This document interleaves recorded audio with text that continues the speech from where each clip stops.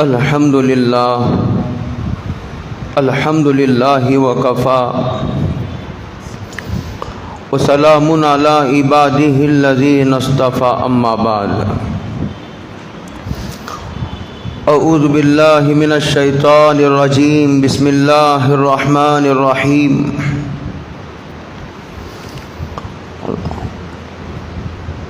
ادعونی استجب لکم ان الذین یستکبرون عن عبادتی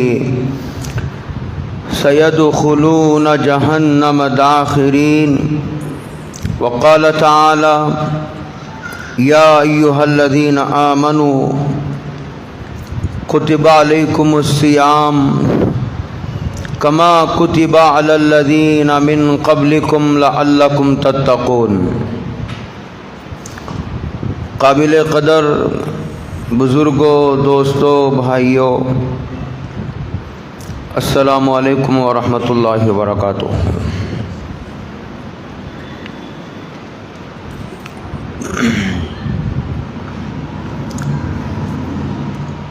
اس وقت دو آیات کریمہ تلاوت کرنے کی اللہ رب العزت والجلال نے توفیق عطا فرمائی ہے۔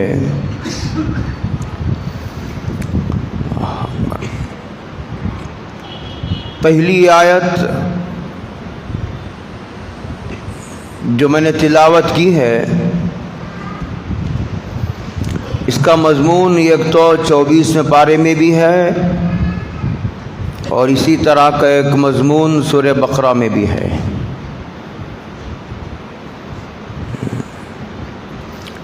اب رمضان المبارک کا بڑا عظیم مہینہ ہمارے درمیان آ رہا ہے، اس کے لیے آدمی کو پہلے سے تیار رہنا ضروری ہے، ذہنی اعتبار سے بھی، اپنی مصروفیات کو کم کرنے کے اعتبار سے بھی، جہاں جہاں جو کام اٹکا ہوا ہے اس سے جلدی جلدی فارغ ہو کر، جہاں دل معلق ہے وہاں سے ہٹا کر پوری دل جمعی و یکسوئی کے ساتھ اب اللہ کی طرف متوجہ ہو جانے کا وقت آ گیا ہے۔ جب پہلے سے آدمی اپنے اوقات کو ترتیب نہیں دیتا، اس کا نظام نہیں بناتا، تو پھر بر وقت پورے اوقات کا استعمال کرنا اور اسے وصول کرنا آدمی کے لیے دشوار ہو جاتا ہے۔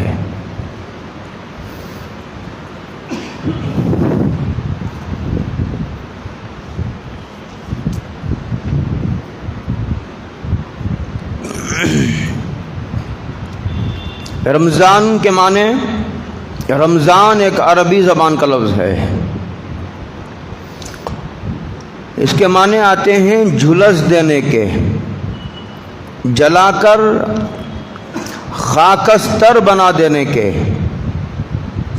آگ نے ایک کپڑے کو جلا کر راکھ کر دیا، ختم ہی ہو گیا کپڑا۔ اسی طرح یہ رمضان گناہوں کو ختم کرنے کے لیے آیا ہے، مغفرت کے دروازے اس میں کھول دیے جاتے ہیں، جنت کے دروازے کھول دیے جاتے ہیں اور جہنم کے دروازوں کو بند کر دیا جاتا ہے۔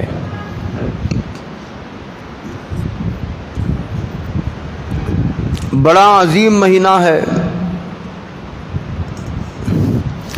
اس وقت میں نے قرآن مجید کی ایک آیت تلاوت کی ہے۔ اگر کوئی آدمی اللہ تعالیٰ کی اس عنایت سے فائدہ اٹھانا چاہے تو رمضان میں اس کا بہت زیادہ موقع ہے، اور اس وقت کے حالات کے اعتبار سے بھی یہ ہمارے لیے ایک بڑا عظیم موقع ہے میں نے جو قرآن مجید کی آیت تلاوت کی ہے اس کا تعلق دعا سے ہے۔ حدیث میں آتا ہے سائل اللہ لا یخیب، اللہ سے مانگنے والا نامراد نہیں ہوتا۔ خاص طور سے رمضان میں حضرت رسول اللہ صلی اللہ علیہ وسلم نے ارشاد فرمایا سائل اللہ لا یخیب، کہ اللہ سے مانگنے والا نامراد نہیں رہتا۔ وَالذَّاكِرُ اللَّهِ مغفور، اور اللہ کا ذکر کرنے والا بخشا بخشایا ہے۔ اللہ کا ذکر کرنے والا بخشا بخشایا ہے۔ یہ رمضان دعاؤں کا مہینہ ہے۔ حدیث پاک میں آتا ہے حضرت رسول اللہ صلی اللہ علیہ وسلم ارشاد فرماتے ہیں کہ الدعاء یرد البلاء، دعا مصیبتوں کو ٹال دیتی ہے، مصیبتوں کو بھگا دیتی ہے،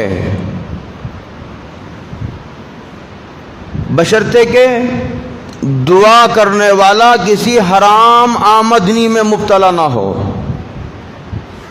حرام کاروبار میں مشغول نہ ہو، اس کا کاروبار حلال ہو، تو ہر دعا ضرور قبول ہوتی ہے۔ وہاں ابراہیم صاحب فرماتے ہیں، حدیثی کا مضمون ہے یہ، میں انشاءاللہ بولوں گا، کوئی دعا مردود نہیں ہوتی، یا تو مقبول ہوتی ہے یا وہ دعا محفوظ ہو جاتی ہے۔ الدعاء یرد البلاء، ایک بلا آنے والی تھی، مصیبت آنے والی تھی، انفرادی ہو یا اجتماعی ہو، چھوٹی ہو یا بڑی، دعا کرتا ہے آدمی تو وہ آنے والی بلا ٹل جاتی ہے۔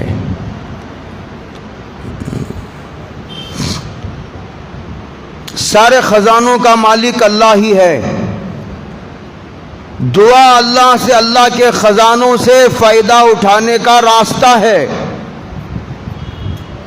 دعا اللہ تعالیٰ کے خزانوں سے لینے کا راستہ ہے،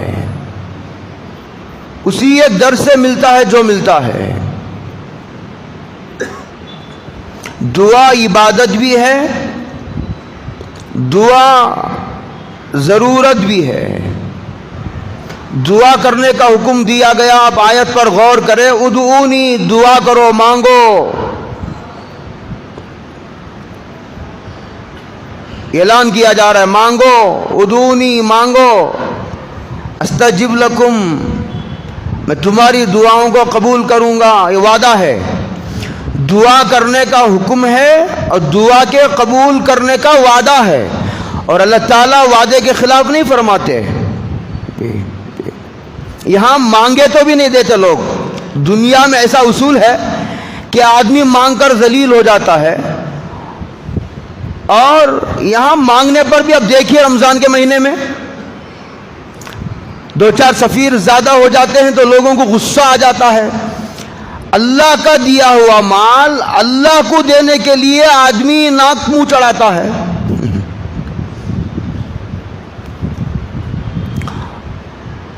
جو مال دیا ہے وہ اللہ کے بندوں میں تقسیم کرنے کے لیے دیا ہے، اسراف کے لیے، ناجائز کاموں میں لگانے کے لیے، برباد کرنے کے لیے نہیں۔ ضرورتیں پوری ہونے کے بعد جتنی سہار ہو، جتنی طاقت ہو، جتنی تمہاری استعداد ہو، اس کے بقدر لوگوں میں تقسیم کرو، غریبوں میں، بیواؤں میں، مدرسوں کو دو، مسجدوں کو دو، یتیموں کو دو، پڑوسیوں کو دو، نوکروں کی ضرورتیں پوری کرو۔ دنیا میں مانگنے پر بھی نہیں دیتے لوگ، زیادہ مانگنے والا ذلیل ہو جاتا ہے، اور یہاں مانگنے کا حکم ہے، اور قبول کرنے کا وعدہ ہے. اور عجیب بات یہ ہے مانگنے والا یہاں عزت دار ہو جاتا ہے. جو اس در کا بھکاری ہے، بعض بزرگوں نے فرمایا وہ اپنی قسمت کا سکندر ہے. سکندر بادشاہ ہے، پوری دنیا پر حکومت کرنے والے 2-4 گنے ہی بادشاہ ہیں. انگلیوں پر گنے جا سکتے ہیں، 3 4 5 جتنے. کوئی آدمی اپنے علاقے کا بادشاہ ہوا، کوئی ایک صوبے کا، کوئی ایک ملک کا. پوری دنیا پر حکومت کرنے والے بہت کم لوگ ہوئے. جو جتنا زیادہ مانگتا ہے اللہ تعالیٰ اتنا زیادہ اس سے خوش ہوتے ہیں. بلکہ حدیث میں ہے من لم یسأل اللہ یغضب علیہ، جو اللہ سے نہیں مانگتا اللہ تعالیٰ اس سے ناراض ہو جاتے ہیں. یہاں مانگو تو ناراض مخلوق، بے بس ہماری جیسی ایک عاجز مخلوق ہے. کیا ہی اچھا ہو کہ آدمی اللہ سے مانگنے کا مزاج پیدا کر لے، اللہ سے مانگنے کی عادت ڈالے، اللہ کے سامنے ہاتھ پھیلانے کے آداب سیکھ لے اور دعا کے قبولیت کے شرائط کو پورے کرے. دعا کے قبولیت کے شرائط پورے کرے. ایک حدیث میں حضرت رسول اللہ صلی اللہ علیہ وسلم نے ارشاد فرمایا ان اللہ یحب الملحین فی الدعاء. جو آدمی اللہ سے لگ لپٹ کر مانگتا ہے، جیسے بچہ ماں سے لگ لپٹ کر مانگتا ہے. وہ نہیں دیکھتا اس وقت وہ کہاں ہے، وہ کمرے میں ہے، وہ مجمع میں ہے، وہ شادی حال میں ہے، بس میں ہے، کچھ نہیں دیکھتا. اور رو رو کر بل بلا کر ماں سے لگ لپٹ کر مانگتا ہے. اسی لیے ہمارے مولانا ہردوئی رحمۃ اللہ علیہ فرمایا کرتے تھے کہ دعا مانگنا بچے سے سیکھو، کہ بچہ کیسا مانگتا ہے لگ لپٹ کر اپنی ماں سے. ان اللہ یحب الملحین فی الدعاء. جو لوگ لگ لپٹ کر مانگتے ہیں اللہ تعالیٰ ان سے محبت فرماتے ہیں. ان اللہ یحب الملحین فی الدعاء. یہ دعاؤں کا مہینہ ہے جو رمضان آ رہا ہے. اور اس وقت بعض لوگ انفرادی طور پر بھی پریشان ہیں اور دعا نہیں کرنا چاہتے. بہت پریشان ہے. کوئی صحت کے اعتبار سے پریشان ہے، کوئی آدمی اپنے کاروبار کے اعتبار سے پریشان ہے، کوئی آدمی اپنے گھریلو مسائل کی وجہ سے پریشان ہے. اس کی دور ہونے کی 2 شرطیں ہیں. ایک، جن اسباب کی وجہ سے یہ مصیبت آئی ہے اس کا جائزہ لیا جائے، اور دوسرا دعا کی جائے. بعض لوگ دعا کرتے ہیں اسباب کا جائزہ نہیں لیتے. بعض اسباب کا جائزہ تو لیتے ہیں لیکن دعا کی ضرورت ہے. یہ بہت مستی کی بات ہے کہ آدمی اسباب اختیار کر کے اسباب کو مفید بنانے والے سے درخواست کرنا چھوڑ دے اور ضرورت نہیں محسوس کرے. اس وقت اجتماعی طور پر بھی پورے ملک پر جو خطرات منڈلا رہے ہیں اس کی وجہ سے یہ خاص طور سے یہ رمضان کا مہینہ آدمی کو دیگر تمام عبادات سے زیادہ دعا کی طرف متوجہ ہونے کی ضرورت ہے. اس وقت انفرادی طور پر بھی دعاؤں کی ضرورت ہے، اس وقت اجتماعی طور پر بھی امت کو دعاؤں کی ضرورت ہے. حدیث پاک میں آتا ہے حضرت رسول اللہ صلی اللہ علیہ وسلم ارشاد فرماتے ہیں آدمی دن بھر روزہ رکھتا ہے اور مغرب کے وقت روزہ افطار کرتا ہے. کیسی بدنصیبی کی بات ہے کہ حدیث پاک میں آتا ہے حضور فرماتے ہیں کہ عند فطرہ دعوت مستجابۃ. افطار کے وقت یہ ایک دعا ضرور قبول ہوتی ہے آدمی کی. اگر کوئی مصلحت مانے نہ ہو تو پھر جو مانگو وہ ملتا ہے. یہ بھی اللہ کا کتنا بڑا کرم ہے. میری بات کو توجہ سے سنو کہ جو مانگا وہ اگر مل جاوے تو آدمی خطرے میں آ جائے. جو مانگا وہ مل گیا. اس لیے کہ بہت مرتبہ ایسا ہوتا ہے, میں بہت غور کیا ایک مرتبہ بیٹھ کر, کہ بعض مرتبہ بلکہ بہت مرتبہ آدمی اپنی نادانی کی وجہ سے ایسی بات یا ایسی چیز مانگ بیٹھتا ہے جو اس کے لیے نقصان دینے والی ہے. اسے نہیں معلوم ہے کہ میں نقصان دہ چیز مانگ رہا ہوں. اگر اللہ یہ قانون بنا دیتے مانگنا نہیں مانگنا وہ تو تجھے اختیار ہے, لیکن مانگنے کے بعد جو مانگے گا وہ ملے گا, اگر یہ قانون بنا دیتے تو کتنی بڑی مصیبت میں آ جاتا انسان. اللہ نے یہ قانون بنایا, مانگو جو مانگنا ہے, بس ایک شرط کے ساتھ کہ تم گناہ کی چیز نہیں مانگ سکتے. گناہ کی چیز مانگو تو نہیں قبول ہوگی, جائز نہیں. اور دوسرا, جس کی آمدنی حرام ہے اس کی دعا قبول نہیں ہوتی جب تک وہ حرام کاروبار سے توبہ نہیں کرتا, جب تک آدمی حرام آمدنی سے توبہ نہیں کرتا. حدیث میں یہ ایک آدمی کے بال پراگندہ, کپڑے میلے کچیلے, اور اللہ سے دعا کر رہا ہے, ہر ہاتھ آسمانوں کی طرف اٹھا کر دعا کر رہا ہے, حالانکہ اس کا کھانا حرام ہے, اس کا لباس حرام ہے. تو اللہ حضور فرماتے ہیں اس کی دعا کیسے قبول ہوگی. اس سے علماء نے یہ مسئلہ نکالا کہ جس کا کاروبار حرام ہے, جس کی آمدنی حرام ہے, ایسا آدمی اگر نمازی بھی ہے, ایسا آدمی اگر روزہ دار بھی ہے, اس کی دعا نہیں قبول ہوتی. سب سے پہلے اسے حرام کاروبار سے توبہ کرنی پڑے گی. یہ بڑی بنیادی شرط ہے, یہ بڑی اہم اور اساسی بیسک شرط ہے. تو میں کہہ رہا تھا یہ مہینہ دعاؤں کا ہے اور پورے ملک کو دعاؤں کی ضرورت ہے. اسباب اختیار کر کے دعا کو نظر انداز کر دینا یہ ایک مستی کی بات بھی ہے, ایک نادانی کی بات ہے, اور یہ اللہ کے خزانوں سے محرومی کی بات ہے.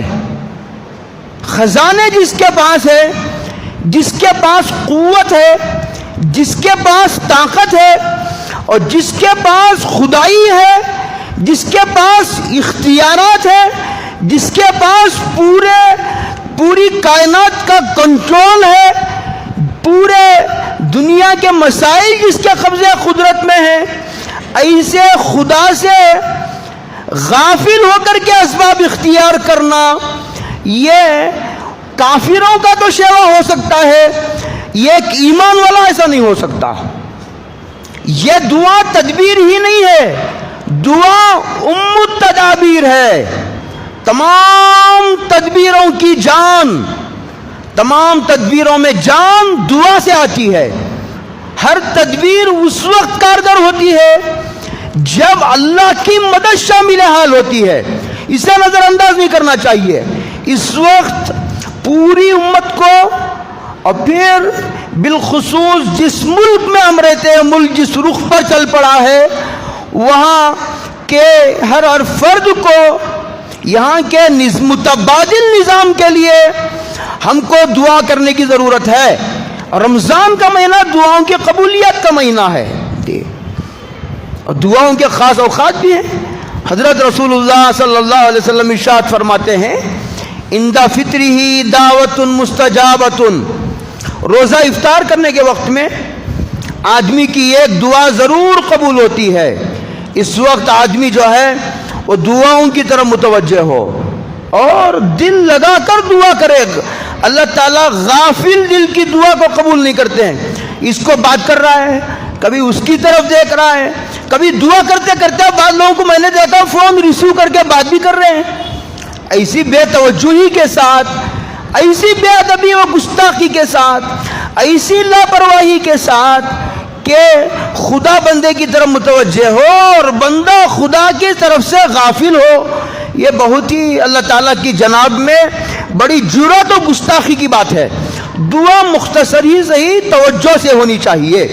تو ایک تو افطار کے وقت میں ذرا پہلے آدمی فارغ ہو جائے، 6 بجے، اگر 6:30 بجے افطار ہے تو 6 بجے فارغ ہو جائے، 6:15 بجے تمام کاموں سے فارغ ہو کر اچھی طرح وضو کر کے پوری طرح آدمی اللہ کی طرف متوجہ ہو جائے، اپنے لیے دعا کرے اور اپنے بیوی بچوں کے لیے دعا کرے، گھر والوں کے لیے دعا کرے، اپنے دین کے لیے دعا کرے، اپنے دنیا کے لیے دعا کرے، ملک کے لیے دعا کرے۔ خاص طور سے افطار کے وقت میں دعا قبول ہوتی ہے، اور انشاءاللہ اگر کوئی مصلحت مانے نہ ہوئی تو انشاءاللہ ضرور قبول ہوتی ہے۔ ہاں، کبھی ایسا ہوتا ہے کہ مانگا وہ مل جاتا ہے، کبھی جو مانگا وہی دیر سے ملتا ہے، کبھی جو مانگا وہ تو نہیں ملتا، لیکن ایک مصیبت آنے والی تھی اللہ نے اسے روک لیا، یا مصیبت آ گئی تھی اللہ نے اسے دور کر دیا۔ اسے پتہ نہیں، یہ تو مانگ رہا بچہ، لیکن آنے والی تھی اس پر ایک مصیبت، اللہ نے مناسب سمجھا بچہ دینے سے بہتر ہے اس کی مصیبت کو دور کر دیا جائے۔ یہ دعا کا نفع ہے۔ اور کبھی ایسا ہوتا ہے دعا دنیا میں نہیں قبول ہوتی، یہ دعا کو محفوظ کر دیا جاتا ہے اس کے اکاؤنٹ میں۔ جب آنکھیں بند ہوں گی یہ آدمی جائے گا قیامت میں، اور ضرور جائے گا، قیامت آئے گی، قیامت کا انکار کرنے والا کافر ہے، مرنے کی بعد والی زندگی کا انکار کفر ہے، یہ قبر کی زندگی یہ برحق ہے، اور یہ آخرت، یہ ترازو، یہ جنت، یہ دوزخ، یہ سب حقیقتیں ہیں، افسانے نہیں، یہ کہانیاں نہیں ہیں، یہ انبیاء نے بتایا ہے، اللہ کے ان کو بتایا، انبیاء نے ہم تک پہنچایا، اور نبی سچا ہوتا ہے، نبی جھوٹ نہیں بولتا، نبی سے سچا کوئی نہیں ہوتا، اللہ سے سچا کوئی نہیں ہوتا، ومن اصدق من اللہ قیلا۔ ہاں، یہ کرنا چاہیے افطار کے وقت میں۔ اور ایک وقت دعاؤں کی قبولیت کا فرض نمازوں کے بعد، فرض نماز کے بعد آدمی اہتمام سے دعا کرے۔ حدیث میں آتا ہے، ایک مرتبہ بخاری شریف کی روایت ہے، کسی نے پوچھا کہ حضور ایو دعا افضل، سب سے افضل دعا کون سی ہے؟ یا یوں سوال کیا کہ سب سے زیادہ قبولیت کا وقت کون سا ہے؟ تو حضور نے فرمایا فرض نماز کے بعد۔ لوگ فرض نماز پڑھ کے بھاگ رہے ہیں، کوئی ادھر بھاگ رہا ہے، کوئی ادھر بھاگ رہا ہے، دعا بھی نہیں کرتے، سنت بھی نہیں پڑھنا چاہتے، رمضان المبارک میں بھاگ رہے ہیں۔ دعاؤں کی قبولیت کا زمانہ ہے، دعاؤں کی قبولیت کا مہینہ ہے۔ حدیث میں آتا ہے، حضرت رسول اللہ صلی اللہ علیہ وسلم ارشاد فرماتے ہیں، اللہ تعالیٰ فرشتوں کو بلا کر کہتے ہیں کہ فرشتوں تم اپنی اپنی عبادتیں چھوڑ دو، تم اپنی اپنی عبادتیں چھوڑ دو، رمضان میں محمد صلی اللہ علیہ وسلم کی امت کے روزہ داروں کی دعاؤں پر آمین کو۔ اللہ اکبر، فرشتوں کو اس پر لگا دیا، اللہ نے لگایا ہے، اس کا مطلب نوازنے کا ارادہ ہے، اس کا مطلب دینے کا ارادہ ہے۔ ہم تو سائل با کرم ہیں، کوئی ہم تو مائل با کرم ہیں، کوئی سائل ہی نہیں، ہم تو دینے کے لیے تیار ہیں، کوئی مانگنے والا نہیں ہے۔ فرض نمازوں کے بعد ذرا دل لگا کر دعا کرو، 2 منٹ 3 منٹ 4 منٹ۔ امام صاحب تو مختصر دعا کریں گے، ان کو مختصر دعا کرنے کا ہی حکم ہے، ان کو مختصر نماز پڑھانے کا حکم ہے امام کو، اس لیے کہ پیچھے کمزور بھی ہیں، پیچھے کاروبار والے لوگ بھی ہیں، پیچھے بوڑھے لوگ بھی ہیں، اس لیے نماز مختصر ہوگی۔ امام کو فرض نماز مختصر پڑھانے کا حکم ہے، لیکن نماز کے بعد دعا بھی مختصر ہوگی، لیکن آپ دعا مانگو، دل لگا کر مانگو۔ سنتیں ہیں، سنتیں پڑھ کر اس کے بعد ذرا دل لگا کر دعا مانگو، خاص طور سے رمضان میں اس کا۔ پھر آخر میں آخری رات میں افطار سحری کو اٹھو گے، یہ بڑا حضور نے فرمایا، یہ جو رات کا آخری حصہ ہے جسے سحر کا وقت کہتے ہیں، یہ سحری کا وقت، تہجد کا وقت، اس میں 2 کام کرو۔ دو رکعت ہی صحیح. کتنی رکعت ہے؟ پانی دو. دو رکعت ہی صحیح, مختصر ہی صحیح. لیکن جب تم سحری کو اٹھنا ہے, تمہیں وضو بنانا ہے, تو 2 رکعت پڑھ لو. دسترخوان لگانے تک 2 رکعت مختصر پڑھو. اس کی بڑی فضیلت ہے. یہ تمام صالحین کا طریقہ ہے تہجد. اور پھر یہ دعاؤں کی قبولیت کا وقت ہے, مانگو اس وقت. دیکھ کے کرنا ہے.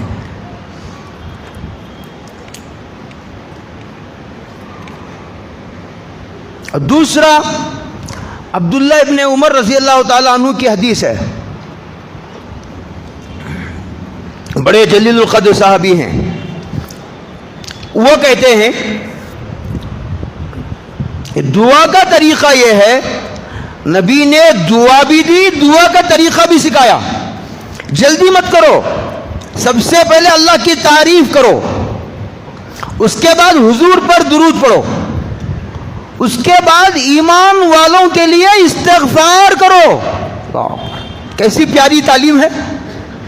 ایمان والوں کے لیے, تمہارا کوئی رشتہ دار نہیں, تمہارا بھائی نہیں, تمہارا بیٹا نہیں, کوئی ملک کا رہنے والا, کسی بھی ملک کا باشندہ, کالا گورا غریب مالدار, کچھ نہیں, سب ایمان والوں کے لیے استغفار کرو. یہ تمہاری دعا کو اللہ کے ہاں قبول کروائے گا تمہارا یہ عمل. حدیث میں ہے جو آدمی 25 یا 27 مرتبہ روزانہ ایمان والے مرد اور عورتوں کے لیے استغفار کرتا ہے, اللہ تعالیٰ اسے مستجاب الدعا بنا دیتے ہیں. اللہ, عجیب بات ہے. یہ حدیث ہے, یہ بزرگوں کے ملفوظات نہیں, یہ حدیث ہے, اور سند کے اعتبار سے صحیح ترین روایت ہے. یہ کرو. اور چوتھا کام تمہیں اپنی دعا کے قبول کروانے کے لیے یہ کرنا ہے, اپنے بھائی کے لیے غائبانہ دعا کرو. یہ بھائی تمہارا کسی بھی ملک میں رہتا ہے, کسی بھی علاقے میں رہتا ہے, یہ بھی صحیح روایت ہے سند کے اعتبار سے, اور صحیح ترین روایت ہے. اور ام دردہ اس کی راوی ہیں, ابو دردہ نے بھی اس کو روایت کیا ہے, میاں بیوی دونوں نے. بڑے جلیل القدر درویش صحابی ہیں, ملک شام میں رہتے تھے. ابو دردہ بہت بڑے صحابی ہیں.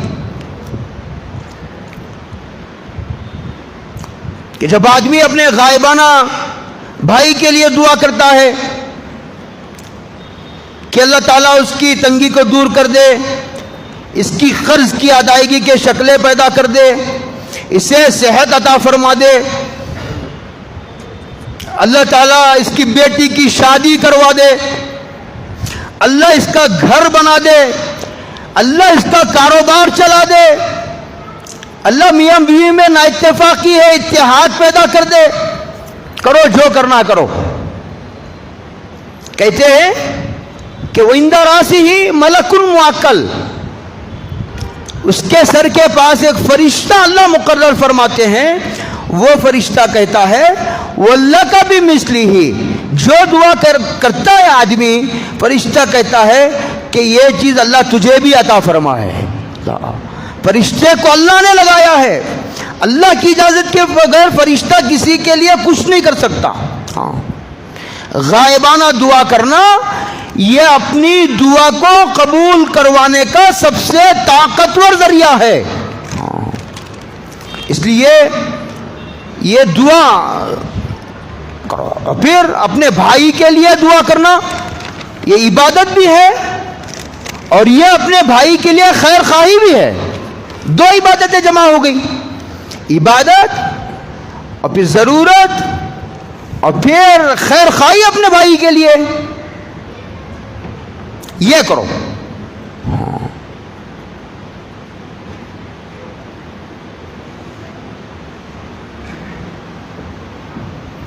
پورے بیان کا خلاصہ یہ ہے کہ یہ رمضان کا مہینہ دعاؤں کا مہینہ ہے. دوسرا کام ہمیں جو کرنا ہے وہ اللہ کا ذکر کرنا ہے کثرت سے. حیرت کی بات ہوگی, اب میں وقت ختم ہو گیا, میں وہ حدیث جو رمضان المبارک سے متعلق 29ویں شعبان کو سرکار دو عالم صلی اللہ علیہ وسلم نے جو حدیث ارشاد فرمائی تھی اس میں 17 چیزوں کا ذکر تھا، 17 چیزوں کا۔ اس میں ہے کہ یہ مہینہ بہت بڑا ہے، یعنی یہ 60 دن کا مہینہ نہیں ہے، یہ بھی 29 یا 30 دن کا مہینہ ہے، لیکن برکتوں کے اعتبار سے بڑا ہے، بڑا برکت اللہ نے اس میں خیر کثیر رکھی ہے۔ اس میں شب قدر ہے، اللہ نے اس کے روزے کو فرض کیا ہے۔ سال میں ایک مرتبہ، ایک مہینے کے، میری بات الفاظ پر غور کرو، سال میں ایک مرتبہ ایک مہینے کے روزے مسلسل رکھنا یہ ہر مسلمان کی روح کی ضرورت ہے۔ یہ تربیت کا ربانی نظام ہے، یہ تربیت کا آسمانی نظام ہے، یہ تربیت کا اللہ کا جاری کردہ نظام ہے۔ اس سے تقویٰ پیدا ہوتا ہے۔ تو روزہ، اب غور کرتے چلے جاؤ، تفصیل کا موقع نہیں ہے، پھر عرض کریں گے تفصیل۔ تراویح، اور پھر اس کے بعد فرض نماز، فرض عبادت، نفل عبادت، یہ مہینہ صبر کا، یہ مہینہ غمخواری کا، مومن کا رزق بڑھا دیا جاتا ہے۔ روزے وادار کو افطار کرانا، کلمہ طیبہ کا ورد، استغفار، جنت کو مانگنا، جہنم سے پناہ مانگنا، روزہ دار کو پانی پلانا۔ پوری حدیث میں 17 مضامین ہیں۔ پورے مضامین کا خلاصہ 2 چیزیں ہیں، 3 کر لو، ایک دعا، دوسرا مخلوق کی خدمت، 2 چیزیں ہو گئی پوری حدیث کا خلاصہ۔ تیسرا عبادت، یہ ایک بہت بڑا مجمع خدمت کرتا، عبادت نہیں کرتا۔ چھوٹی نمازیں تو پڑھے گا، بڑی نماز نہیں پڑھتا۔ بہت بڑا طبقہ چھوٹی نمازیں پڑھ لیتا ہے، یعنی 5 وقت کی نماز، یہ بڑی نماز کے قریب کوئی نہیں آتے۔ عبادت میں کوتاہی یہ گمراہ لوگوں کا طریقہ ہے۔ عبادتوں سے دلچسپی نہ لینا یہ آدمی میں بڑائی پیدا کرتا ہے۔ عبادت سے نیاز مندی پیدا ہوتی ہے، تواضع پیدا ہوتی ہے، جھکنے کا مزاج پیدا ہوتا ہے۔ ہاں دیکھیے، لوگ ایسا سمجھ رہے پورا اتنا بڑا مہینہ، لیکن پوری امت کو عبادت میں لگا دیا۔ لوگ کہہ رہے صاحب ووٹر آئی ڈی بناؤ، ڈاکومنٹ ٹھیک کرو۔ ہم بھی کہہ رہے ہیں جگہ جگہ بیانات، دن میں 1-2 بیانات چھوڑے ہمارے بھی، لیکن اس بات کو نہیں بھولنا چاہیے، جن باتوں کا ہمیں حکم دیا گیا ہے اس میں سے ایک کام وہ بھی تھا۔ ہم نے اس میں بھی، کل اگر آپ آتے تو اچھا پتا چلتا، ہم نے سب کو نہیں بلایا تھا۔ کل جو لوگ یہاں سے آئے تھے ذمہ دار قسم کے، پورے علاقے سے ہم نے کچھ لوگوں کو بلایا تھا۔ پورے ملک میں کیا ہو رہا ہے، ہم نے کیا کیا اور کیا کر رہے ہیں، اس کی کارگزاری وہاں آئی۔ یہ کارگزاری کا موقع بھی نہیں ہے، اور یہ مجمع وہ نہیں ہے جس کے سامنے وہ کارگزاری کو فاش کیا جائے۔ تو وہ بھی ایک کام ہے، لیکن یہ ہم کسی ایک کام کی بات کرتے ہیں تو لوگ دوسرے بات کے وزن کو گھٹا دیتے ہیں۔ ایسا نہیں ہونا چاہیے، توازن برقرار رکھنا چاہیے۔ اتنا بڑا مہینہ، لیکن پوری امت کو دعاؤں کی طرف، عبادتوں کی طرف متوجہ کر دیا۔ گمراہ لوگوں کی 2 بڑی علامتیں ہیں، ایک قلت تعدب، ان میں ادب بہت کم ہوتا ہے، اور گمراہ آدمی کی ایک بڑی علامت یہ ہے عبادات سے اسے دلچسپی نہیں ہوتی دلچسپی اسے۔ آپ دیکھ لیجئے، آزما کر دیکھ لیجئے۔ اور ترازو دے دیا ہے میں نے آپ کے ہاتھ میں، آپ اس ترازو میں تول لیجئے۔ وقت بات ختم ہو گئی، اور نہ میرا ارادہ تھا دوسرا ایک بہت اہم کام رمضان میں کرنے کا، وہ ذکر ہے۔ آپ کو حیرت ہوگی، حضرت رسول اللہ صلی اللہ علیہ وسلم نے ارشاد فرمایا، 2 ہی تو چیزیں ہیں شریعت میں، ایک علم ہے، ایک ذکر ہے۔ علم نہیں ہوگا تو جہالت آئے گی، اور ذکر نہیں ہوگا تو غفلت آئے گی۔ جہالت اور غفلت یہ دونوں گناہوں کی جڑ ہے، یہ گناہوں کے دروازے ہیں۔ جہالت کے راستے سے بدعت آئیں گی، جائز ناجائز پتہ نہیں، اور دوسرا ذکر نہیں ہوگا تو غفلت پیدا ہوگی۔ غفلت جڑ ہے گناہ کی، غفلت دروازہ ہے گناہ کا۔ آپ کو حیرت ہوگی، حضور فرماتے ہیں کہ قبر سے زیادہ بھیانک منظر میں نے نہیں دیکھا۔ فرماتے ہیں کہ اللہ نے مجھے قبر کا جو بھیانک منظر دکھایا ہے، اگر تمہارے سامنے بول دوں تو تم مردوں کو دفن کرنا چھوڑ دو۔ پھر بھی بیان کیا ہے جو بیان کیا ہے، اور یہ فرمایا جو یہ جانور جنات انسان کے علاوہ جو چیزیں اللہ تعالیٰ مخلوق کو بتاتے ہیں، کہتے ہیں کہ اگر وہ تم کو بتا دے تو تم اپنے مردوں کو دفن کرنا چھوڑ دو۔ بہت بھیانک منظر ہے۔ حضور نے فرمایا ما رأيت منظرا قط والقبر افظع من، بہت بھیانک منظر۔ لیکن فرماتے ہیں ذکر سے زیادہ، اللہ کے ذکر سے زیادہ قبر کے عذاب سے نجات دلانے والی کوئی چیز نہیں ہے۔ انشاءاللہ پھر باقی گفتگو ہم پھر عرض کریں گے، تھوڑی تفصیل بھی کریں گے، اب وقت ہو گیا۔ اللہ عمل کی توفیق عطا فرمائے۔